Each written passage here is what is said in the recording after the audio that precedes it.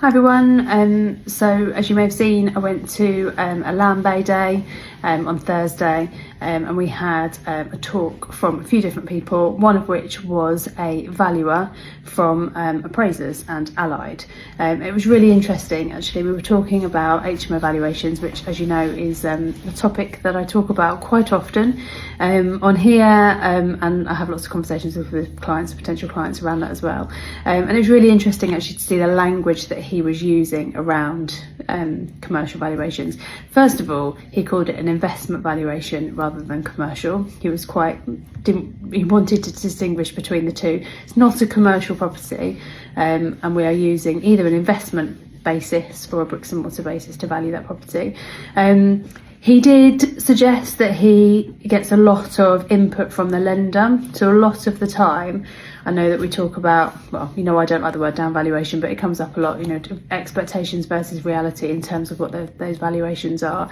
And a lot of the time, I think that's around what you're expecting the property to be valued at and the methodology behind that valuation versus what's actually happened. Most lenders will want property valued on a bricks and mortar and will disregard that it's an HMO. It will be looked at sold comparable properties on a bricks and mortar basis, and that's your lot. So if you do want anything other than that, it's really important to go to the right lender. Some lenders will allow you to choose your valuer, some lenders won't. Landbay don't. If Allied are available, it's generally them that go out. I think they go and see sort of 50 to 60% of Landbay applications, so the chances are that's who you're going to get. So just kind of bear that in mind when you're looking at those your mortgage interest rates and things. It's not all about that, it's about making sure that you've got the right fit for your property.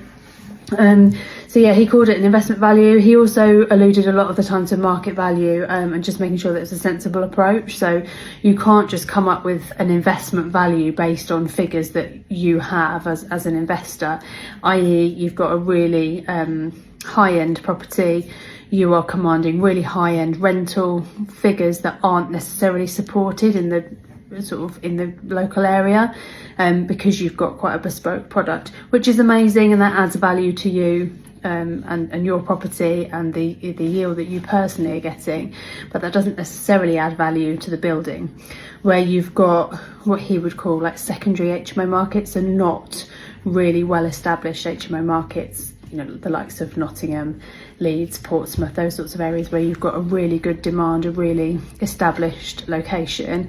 It's easier to show particularly those high-end rental figures and see that they stack up when you're looking at spare room, for example. In the secondary areas, more emerging markets, you haven't got that.